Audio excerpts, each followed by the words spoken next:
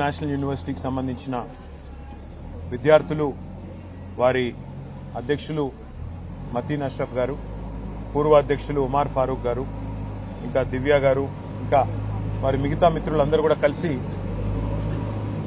హైదరాబాద్ కి తలమానికంగా భారతదేశంలోనే ఉర్దూ స్టడీస్ కి ఉన్న ఒకే ఒక్క సెంట్రల్ యూనివర్సిటీని ఏ రకంగా ఈ రాష్ట్ర ప్రభుత్వం నిర్వీర్యం చేసే ప్రయత్నం చేస్తున్నదో, దీన్ని కూడా రియల్ ఎస్టేట్ అవసరాల కోసం ఏ రకంగా వాడుకోవడానికి విలువైన భూములను ఏ రకంగా 50 ఎకరాలను ఇవాళ స్వాధీనం చేసుకోవడానికి ప్రయత్నం చేస్తున్నదో వారి బాధను వివరించడానికి ఇక్కడికి వచ్చారు.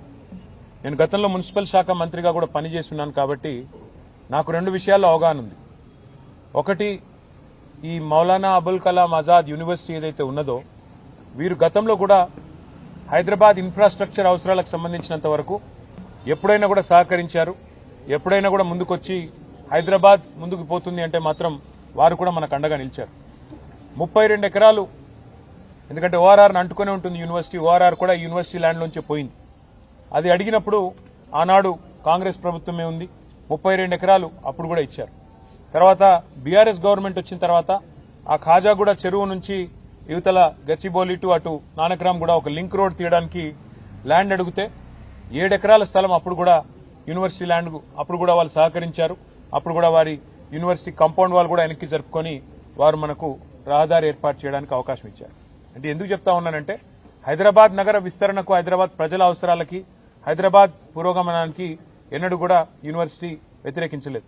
కానీ ఈ రోజు యూనివర్సిటీ పిల్లలందరూ కూడా ఇక్కడ ఎందుకు వచ్చారు అంటే అసలు సెంట్రల్ యూనివర్సిటీ వచ్చిందే హైదరాబాద్కి తెలంగాణ మొదటి దశ పోరాటం తర్వాత ఇక్కడి విద్యార్థులకు, ఇక్కడి ప్రజలకు ఇచ్చిన హామీల్లో భాగంగా హైదరాబాద్ సెంట్రల్ యూనివర్సిటీని ఏర్పాటు చేశారు. ఆ తర్వాత క్రమంలో మరొక సెంట్రల్ యూనివర్సిటీ మరి అబుల్ కలాం గారి పేరు మీద పెట్టిన మను కూడా పెట్టారు. పెట్టిన తర్వాత ఈరోజు ఆ స్థలాలకిచ్చిన, ఆ విశ్వవిద్యాలయాలకు ఇచ్చిన భూములను తిరిగి వెనక్కి తీసుకుందామనే ప్రయత్నం ఏదైతే ప్రభుత్వం చేస్తున్నదో ఇది నిజంగా కూడా తీవ్రంగా గర్హించదగ్గది, తీవ్రంగా వ్యతిరేకించదగ్గది. ఇంకోటి మనం చూస్తూ ఉంటాం సినిమాల్లో, టీవీల్లో సీరియల్ కిల్లర్లను చూస్తుంటాం. అట్లాగే ఈ కాంగ్రెస్ ప్రభుత్వం ఎట్లా ఉందంటే సీరియల్ స్నాచర్ వీళ్ళు. ఇది మొదటిది కాదు, ప్రభుత్వ భూమి వీళ్ళు లాక్కునే ప్రయత్నం చేస్తున్నది. మీకు గుర్తుండాలి, ప్రొఫెసర్ జయశంకర్ గారి పేరు మీద ఉన్న వ్యవసాయ విశ్వవిద్యాలయం నుంచి 100 ఎకరాల స్థలాన్ని తీసుకున్నారు. అక్కడ విద్యార్థులు మొత్తం పోరాటం చేసినా, ఆందోళన చేసినా వారి ఉద్యమాన్ని అణిచివేసి 100 ఎకరాలు తీసుకుని అక్కడ హైకోర్టు కడతామని చెప్పి వారు ప్రభుత్వం వారు ఆనాడు కూడా స్వాధీనం చేసుకున్నారు. రాష్ట్రంలో ఎక్కడా భూమి లేదన్నట్టు విశ్వవిద్యాలయం మీద పడి ఆ ల్యాండ్ గుంజుకున్నారు. ఆ తర్వాత హైదరాబాద్ సెంట్రల్ యూనివర్సిటీలో కూడా ఇదే రకమైన రియల్ ఎస్టేట్ దందా, ఇదే రకమైన రియల్ ఎస్టేట్ వ్యాపారం అక్కడ కూడా చేసే ప్రయత్నం చేసి 400 ఎకరాలు అక్కడ మరి యూనివర్సిటీ భూమిని కూడా తీసుకునే ప్రయత్నం చేస్తే చివరికి సుప్రీంకోర్టు చీఫ్ జస్టిస్ ఆయన స్వయంగా బీఆర్ గవాయి గారు, ఆయన గ్రీన్ బెంచ్ కూడా ఆయనే చూస్తారు కాబట్టి సువమోటోగా ఆయన తీసుకొని ఆదేశాలు ఇచ్చేదాకా వీళ్ళు ఇక్కడ రాష్ట్ర ప్రభుత్వం పట్టించుకోలేదు, కేంద్ర ప్రభుత్వం కూడా పట్టించుకోలేదు. సెంట్రల్ యూనివర్సిటీ భూమి అయినప్పటికీ కేంద్రము స్పందించలేదు.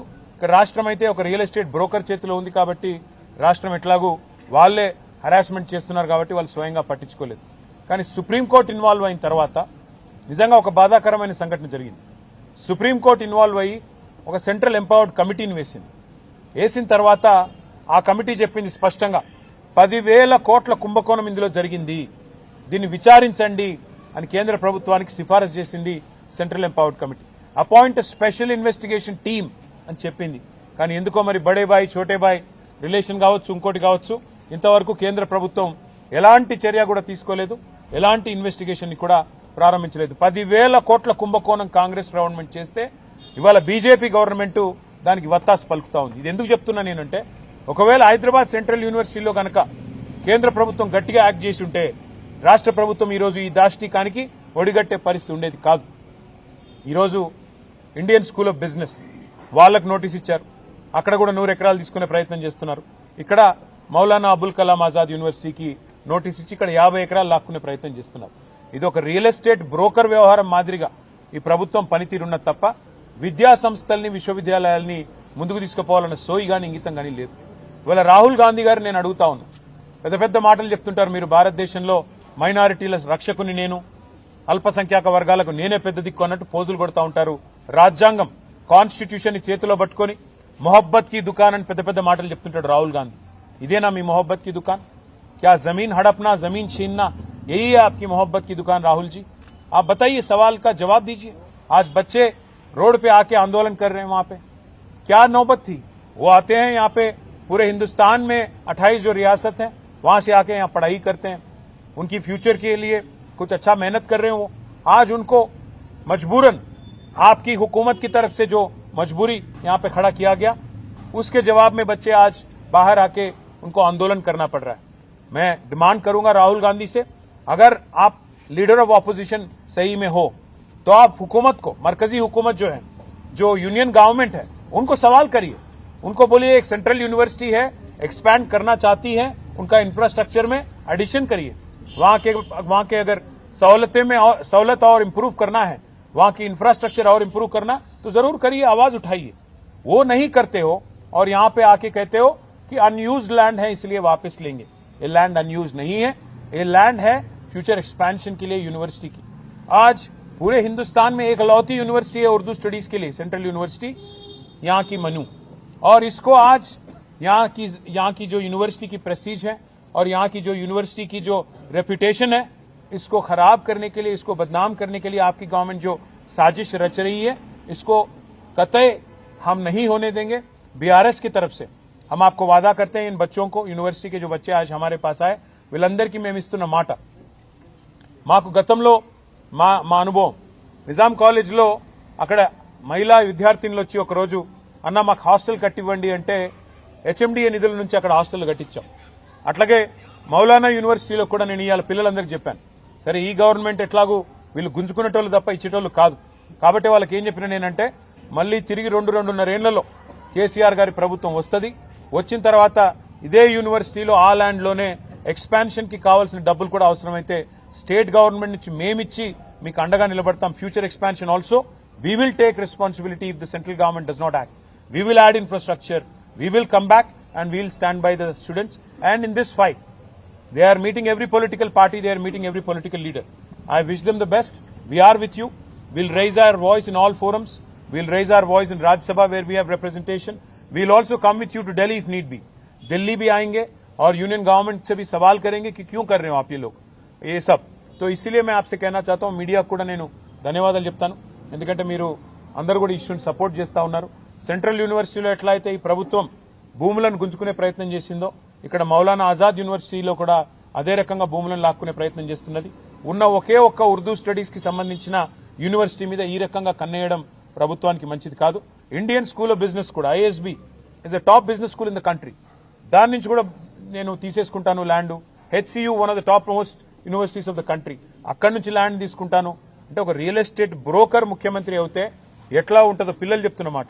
ఒక రియల్ ఎస్టేట్ బ్రోకర్ ముఖ్యమంత్రి అయితే ఎట్లుంటుందో ఇలా ఈ ప్రభుత్వ వ్యవహారం అట్లా ఉందని వారు చెప్తా ఉన్నారు. దాంతో పాటు నేను ఇంకొక మాట కూడా మీకు గుర్తు చేస్తా ఉన్నాను. రాహుల్ గాంధీ గారు 2.5 ఏళ్ల కిందట అశోక్ నగర్ లో ఛాయ్ అడ్డా మీద కూర్చొని పోజులు కొట్టుకుంటా మాట ఇచ్చిండు. 2 లక్షల ఉద్యోగాలు ఇస్తా మీరు 2 ఉద్యోగాలు తీసేయండి కేసీఆర్ది కేటీఆర్ది 2 లక్షల ఉద్యోగాలు మొదటి సంవత్సరంలో ఇస్తా అని మాట ఇచ్చిండు.